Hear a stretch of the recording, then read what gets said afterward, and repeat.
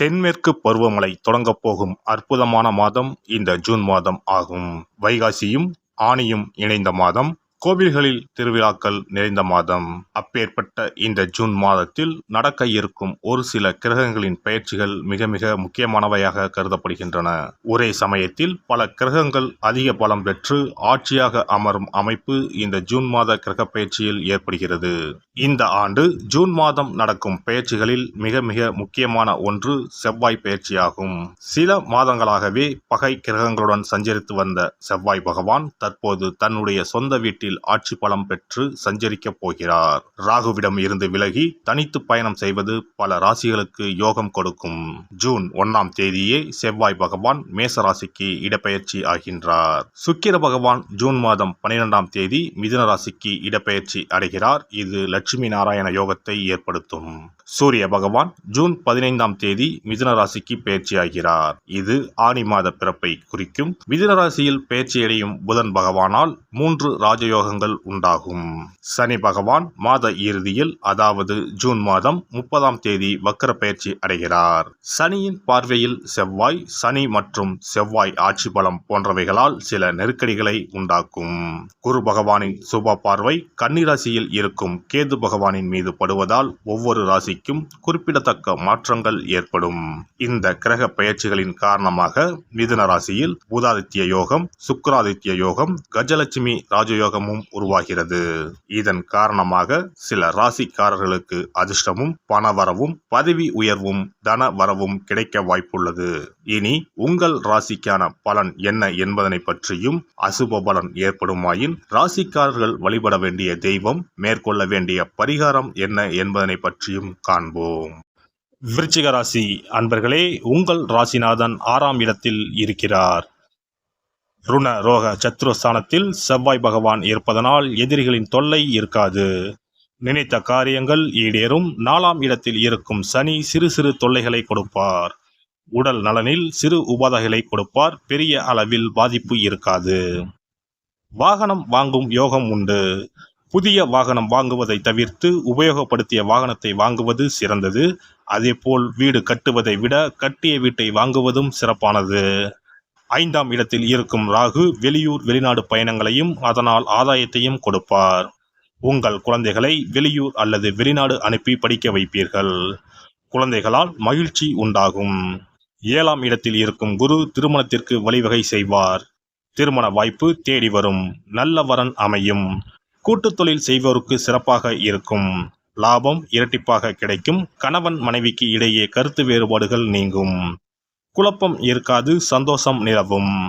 பணம் இப்போது உங்களை தேடி வரப்போகிறது.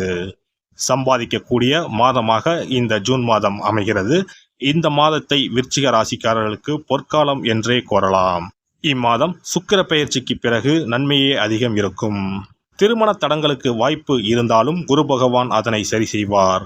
2ஆம் திருமணம் வாய்ப்பு கூட உள்ளது. உங்களின் சகோதர சகோதரிகளுக்கு திருமணம் செய்து வைக்கும் வாய்ப்பும் உள்ளது. தொழிலில் நல்ல முன்னேற்றம் இருக்கும். பணவரத்து இருக்கும். நீங்கள் ஏமாந்த பணம் உங்களின் கைக்கு வந்து சேரும். புத்திர பாக்கியம் கிடைக்கும். இடமாற்றம், பதவி உயர்வு, ஊதிய உயர்வு கிடைக்கும். உடல் ஆரோக்கியத்தை பொறுத்தவரை உடலில் இருந்து வந்த மந்தத்தன்மைகள் குறையும். கடினமான பணிகளையும் சாதாரணமாக செய்து முடிப்பீர்கள். அடிவயிற்று பகுதியில் சிறு சிறு பிரச்சனைகள் தோன்றி மறையும். பல வகைகள் மற்றும் துவர்ப்பு சுவை கொண்ட உணவுகளில் சேர்த்துக் கொள்வது நல்லது. இம்மாதம் பெண்களுக்கு ஆடம்பரமான சிந்தனைகள் மற்றும் பொருட்கள் மீது ஆர்வம் உண்டாகும். புதிய நபர்களில் அறிமுகத்தால் சில மாற்றமான தருணங்கள் அமையும். கணவன் மனைவிக்கு இடையே ஒற்றுமை அதிகரிக்கும். தனம் சார்ந்த நெருக்கடிகள் குறையும். எதிர்பாராத சில உதவிகள் தேவைக்கேற்ப கிடைக்கும். குடும்ப விஷயங்களை பகிர்வதை தவிர்ப்பது நல்லது. காரசாரமான விவாதங்களை குறைத்துக் கொள்ளவும். பணிபுரிவோருக்கு உத்தியோகத்தில் இருந்து வந்த சில சங்கடமான சூழல் மறையும். மறதி தொடர்பான பிரச்சனைகள் குறையும். பணி நிமித்தமான சில பயணங்களால் ஆதாயம் உண்டாகும். உடன் இருப்பவர்களிடம் தனிப்பட்ட விஷயங்களை பகிர வேண்டாம். அலுவல் பணியில் உயர் அதிகாரிகளின் ஒத்துழைப்பும் அறிமுகமும் ஏற்படும். தனித்திறமைகளை வெளிப்படுத்துவீர்கள். தொழில் வியாபாரத்தில் இருந்து வந்த மந்தத்தன்மைகள் குறையும். சந்தை நிலவரங்களை அறிந்து அதற்கு தகுந்தாற்போல் செயல்படுவீர்கள். லாபத்தை தனியே எடுத்து வைப்பது நல்லது. எதிலும் பேராசையின்றி அளவுடன் இருந்தால் மன நிம்மதி ஏற்படும். பொருட்களின் தரங்களை அறிந்து கொள்முதல் செய்யவும். புதிய முதலீடு சார்ந்த சிந்தனைகள் மேம்படும். கலைத்துறையில் இருப்பவர்களுக்கு புதுவிதமான ஒரு தேடல் ஏற்படும். எந்த ஒரு செயலையும் திட்டமிட்டு செயல்படுத்துவீர்கள். வெளியூர் பயண வாய்ப்புகள் சாதகமாக அமையும். மறைமுகமான சில எதிர்ப்புகளால் போட்டியும் புதிய அனுபவமும் கிடைக்கும். ஆடம்பரமான சிந்தனைகளை குறைத்துக் கொள்ளவும் உறவுகள் மூலம் புதிய கண்ணோட்டங்கள் ஏற்படும். அரசியல்வாதிகள் சூழ்நிலை அறிந்து கருத்துக்களை வெளிப்படுத்தவும். உயர் பொறுப்பில் இருப்பவர்களின் எண்ணங்களை அறிந்து அதற்கு தகுந்தாற்போல வியூகங்களை அமைத்து செயல்படுங்கள். சிறு சிறு வதந்திகள் அவ்வப்போது தோன்றி மறையும். தனவரவுகளில் ஏற்ற இறக்கமான சூழல் அமையும். பொய்யான வாக்குறுதிகளை குறைத்துக் கொள்வது நல்லது. மாணவர்களை பொறுத்தவரை இம்மாதம் பேச்சுக்களில் கவனமுடன் இருக்க வேண்டும். உயர்நிலை கல்வியில் அலைச்சலும் புரிதல் இன்மையும் நேரலாம். பழக்க வழக்கங்களில் சில மாற்றங்கள் ஏற்படும். கணிதத்துறை சார்ந்த மாணவர்கள் 1க்கு 2 முறை படிப்பது நல்லது. கணிப்பொறியியல் சார்ந்த துறைகளில் சில நுட்பங்களை புரிந்து கொள்வீர்கள்.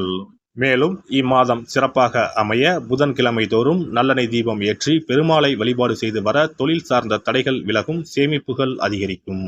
சிறப்பு பரிகாரங்கள். கோதுமை மாவினால் சிறு சிறு உருண்டைகளாக 7 அல்லது 14 அல்லது 7 மடங்குகளில் உருண்டை செய்து கொள்ளவும். குங்குமத்தில் கொஞ்சம் நீர் விட்டு அதை வன்னி குச்சி அல்லது மாதுளை மர குச்சியால் தொட்டு கோதுமை உருண்டையில் ஸ்டீம் என்று எழுதி அதை குளம், ஆறு அல்லது கோவில் தெப்ப குளத்தில் உள்ள மீன்களுக்கு போடவும். எழுதிய பின்னர் ஸ்டீம் என்பது அழிந்துவிட்டாலும் பரவாயில்லை.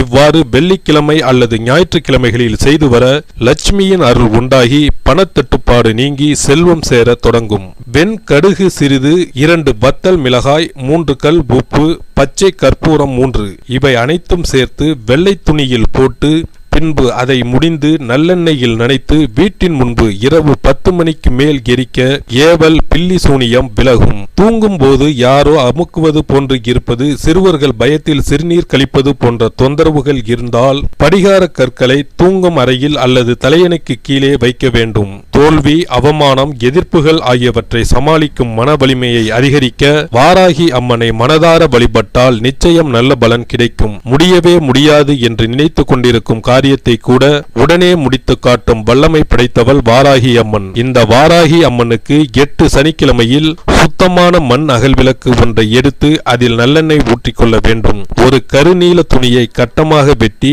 அதில் கொஞ்சம் வெண்கடுகு சேர்த்து எல் தீபம் ஏற்றுவது போல முடிந்து கொள்ள வேண்டும். காலையில் 6 மணியிலிருந்து 7 மணி வரையிலான காலகட்டத்தில் அல்லது இரவு 8 மணியிலிருந்து 9 மணிக்குள் இந்த பரிகாரத்தை செய்துவிட வேண்டும்.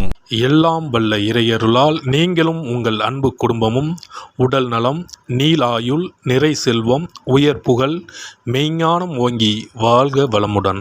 இந்த வீடியோ பதிவு உங்களுக்கு பிடித்திருந்தால் லைக் பண்ணுங்க, கமெண்ட் பண்ணுங்க, ஷேர் பண்ணுங்க, மறக்காம சப்ஸ்கிரைப் பண்ணுங்க. பக்கத்துல இருக்கிற பெல் பட்டனை கிளிக் பண்ணுங்க. நன்றி, வணக்கம். ஓம் நமச்சிவாய. சிவாய நம.